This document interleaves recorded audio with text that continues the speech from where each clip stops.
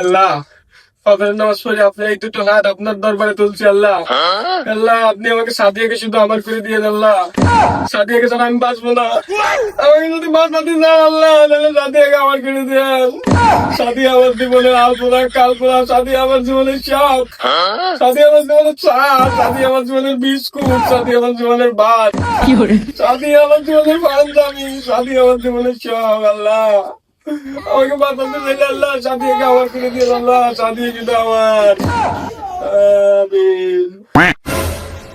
সাদিয়া না? সাদিয়া, এই যে কি তোর আব্বা নাকি? কাকা, আসসালামু আলাইকুম। ওয়ালাইকুম আসসালাম বাবা। তোমার একেন্সি পরিমাণ ভুল হচ্ছে। আমি ওর আব্বা না, আমি ওর স্বামী।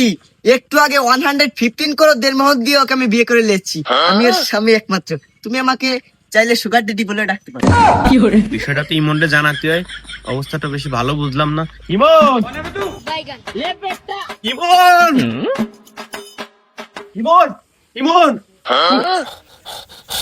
সর্বনাশ হয়ে গেছে।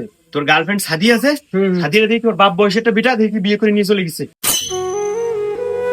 এটা আমি কি শুনলাম ভাই? আজকে আমি ফজরের নামাজ পড়ে সাদিয়ারে চাইছি ভাই।